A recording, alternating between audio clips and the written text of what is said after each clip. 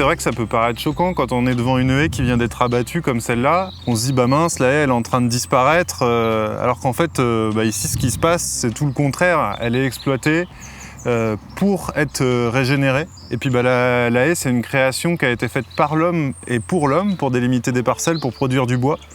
Donc finalement, c'est de maintenir cet usage, de produire du bois, qui va la maintenir dans le paysage et qui va pouvoir maintenir la biodiversité qu'elle abrite.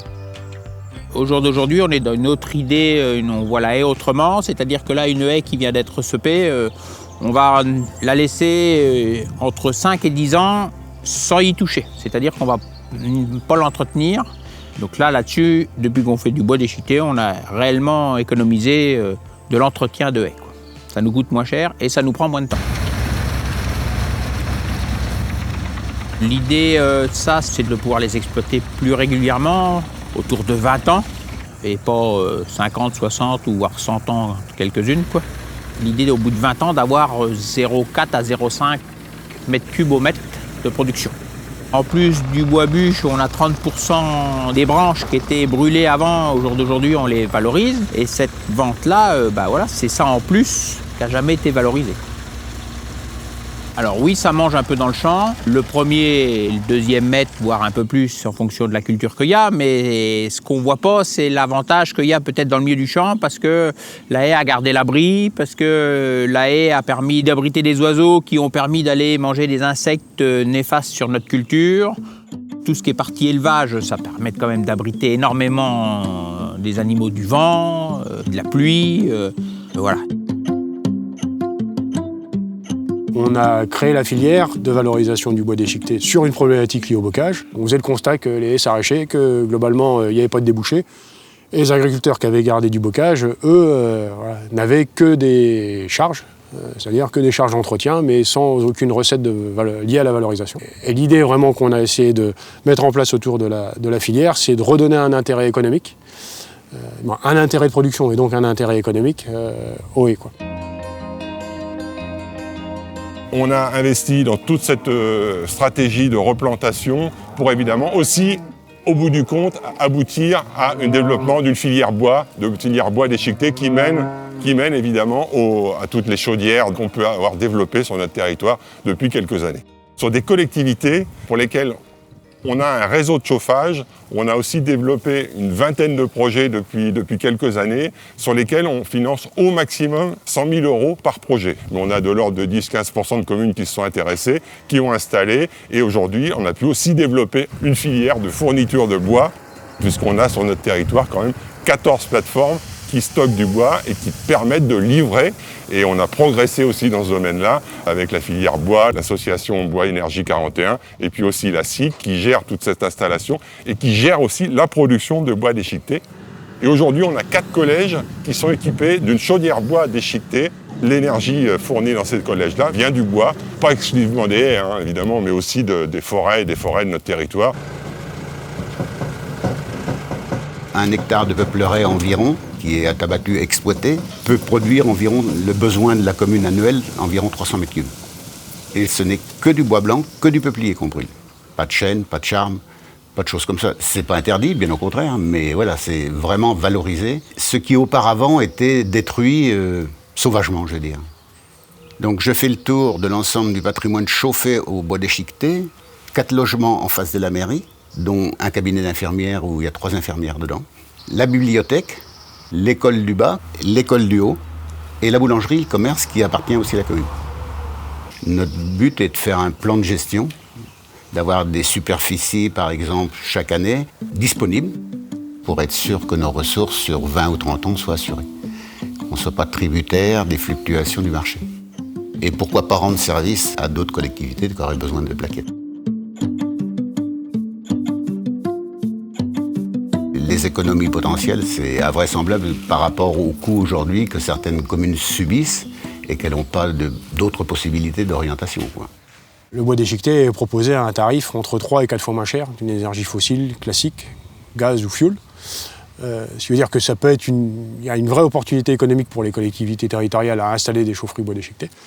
Un vrai intérêt aussi environnemental, c'est-à-dire qu'au travers des économies qu'elles peuvent qu'elles peuvent générer, c'est aussi un moyen pour soutenir le bocage. Quelqu'un qui installe une chaudière à bois et à bois déchiqueté notamment voilà, pour chauffer sa maison, ça lui permet aussi de sauver du bocage et de justifier la place du bocage.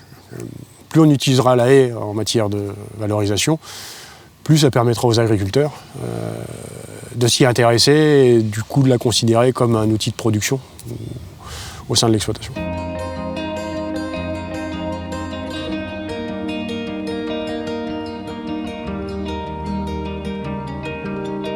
C'était super efficace, enfin vraiment, ça a pris une journée pour tailler 150 mètres de haies. Et ils ont prélevé aussi quelques arbres dans la forêt là, qui étaient vachement penchés sur la route. Et ensuite, il y a la broyeuse de la CUMA qui va venir pour tout broyer et nous, on aura juste à épandre le broyage, quoi. Vu tout ce qui a été coupé, on devrait avoir à peu près 80 mètres cubes de broyat. Donc 80 mètres cubes, ça nous permet de pailler les 2 hectares de verger qu'on a là-bas. On s'est dit, cette année, on allait faire un tiers de la haie. Dans 2 ans, on ferait un autre tiers et encore 2 ans plus tard, le dernier tiers. Comme ça, en fait, ça permet à chaque fois qu'il y ait déjà de la repousse. Et nous, en fait, ça nous permet de faire un premier test pour voir si au niveau paysager, ça nous convient la manière dont ça a été fait ce premier tiers. Comme ça, dans 2 ans, on voit si on fait pareil, ou alors si on laisse plus d'arbres, si on taille par plus petites portions. Les haies, alors c'est vrai qu'ils nous appartiennent, mais le paysage appartient à tout le monde. Et quelque part, les citadins ou même les gens de la campagne, qui ne sont pas agriculteurs du coup, ne comprennent pas toujours pourquoi que les haies sont coupées, pourquoi que les haies disparaissent. Si on fournit une chaudière collective, finalement, quelque part, tous les citoyens nous aident à entretenir et aident à entretenir le paysage d'ici.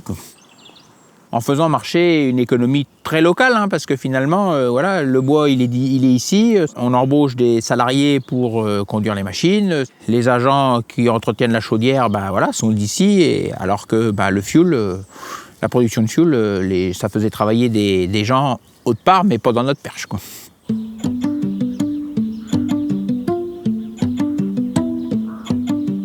L'idée de venir habiter ici, c'était clairement pour l'environnement paysager et le cadre de vie. Le fait que ce soit une campagne où il y a encore beaucoup d'arbres, ça amène quelque chose en plus. Le fait d'avoir des chemins sur lesquels on peut aller se promener en famille le week-end, d'avoir tout de suite accès à un peu de nature, tout ça, ça amène un confort de vie dans le quotidien, quoi. Je n'irai jamais m'installer dans une région où il n'y a plus de haies, plus de bois, ça ne m'intéresse pas du tout. La vie n'est plus du tout la même, quoi, et le décor n'est pas le même quand même. La vision de l'espace, il est différent. Sur notre exploitation laitière, nous les haies c'est prioritaire, c'est une priorité pour les animaux, c'est un confort pour eux. Donc avant que les haies soient toutes en train de mourir, on a préféré les travailler et les entretenir, voire même replanter pour certaines. Ça apporte autre chose, quoi. Enfin, moi sur les parcelles, je ne me verrais pas avoir une parcelle sans une haie autour. Il y a déjà moins 15 ans qu'on a démarré la CUMA, l'activité. Nous, on essaye de valoriser uniquement les haies de bocagères du coin. Toutes les parcelles, on essaye d'avoir le moins de kilomètres possible pour aller chercher le bois et le livrer, pour le niveau carbone, qu'on soit le mieux placé possible. On ne va pas en dehors du département, par exemple, chercher du bois. Nous, ici, on a un bâtiment qui fait 3000 m3 de stockage, qui pour toute la filière localité communale. On fait beaucoup de collectivités. Moi, avec le collègue, on livre une 20aine de chaufferies dans le secteur. L'année dernière, avec le bol uniquement, on a fait 1000 tonnes de bois. Je suis ravi que ce bois-là, il serve au lieu de pourrir dans les haies comme on était parti à faire. On aurait eu plus de haies à la fin sur nos exploitations. Ouais, il y a un vrai questionnement sur l'avenir du bocage dans le Perche. Parce qu'en fait, on a un bocage qui est très vieillissant. On se rend compte que les vieilles haies sont paysagèrement très jolies, mais probablement en matière de biodiversité jouent des rôles moins intéressants. On pourrait le faire un mélange de jeunes arbres et d'arbres plus anciens. Aujourd'hui, on a une pyramide des âges dans les haies qui est compris entre 60 et 100 ans, quoi. Moi, je prends souvent l'exemple, sur le Perche, on gère un EHPAD en matière de bocage, parce que ça fait très longtemps qu'on n'a pas assuré le renouvellement. Et ce qu'on aurait pu faire il y a 40 ans, c'est-à-dire recouper et rajeunir, ne marche plus maintenant. C'est-à-dire que juste couper ne suffira pas. Il faudra probablement replanter ou ressemer. Voilà. On s'aperçoit aussi qu'il y a beaucoup de résilience sur les haies plus jeunes. Donc ça peut être aussi un un moyen de maintenir le bocage en l'état et de lui permettre de passer les années à venir, et notamment le cap du réchauffement climatique.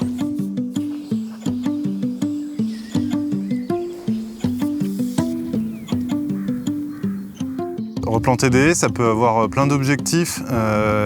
En l'occurrence, ici, par exemple, on est dans une pâture où il y a des animaux et ça manquait quand même d'ombre. Et on sait que les étés, ils sont de plus en plus chauds, donc ramener de l'ombre pour les animaux, c'est à la fois du bien-être, mais ça peut aussi être de la productivité. Puisque du coup, on sait que des animaux qui sont moins stressés par la chaleur, ils produisent plus de lait ou ils ont des accroissements pour la viande qui sont plus importants. Donc aujourd'hui, économiquement, même pour les éleveurs, ça peut être intéressant de replanter des haies. Puis après, il y a plein d'autres raisons. Ça peut être pour couper le vent, pour recréer des corridors parce qu'on veut reconnecter des éléments biologiques. Et puis ça peut être tout simplement pour augmenter son potentiel de valorisation en bois énergie. Si on a installé une chaudière chez soi et qu'on n'a pas encore suffisamment de haies pour à long terme pouvoir avoir suffisamment de ressources, et ben on plante et puis on sait que d'ici 15 ans, 20 ans, on pourra continuer de couper et être autonome en production de bois. Il y a une multitude d'associations ou de structures qui sont en capacité d'accompagner les agriculteurs sur la plantation. Comme celle pour laquelle je travaille, la Maison Botanique, elle a vraiment à cœur d'accompagner les agriculteurs de A à Z, c'est-à-dire qu'on les accompagne dans les démarches administratives, on les accompagne aussi pour trouver les ressources financières qui permettent de financer ces haies, pour qu'ils aient un reste à charge le moindre possible, donc presque rien à leur charge. Et puis on va même jusqu'à mettre en place les haies pour pas que la charge non plus de travail, elle leur rajoute du temps de travail. On sait que c'est un métier qui est déjà assez difficile au quotidien. Donc l'idée, c'est aussi de pouvoir les accompagner sur ça.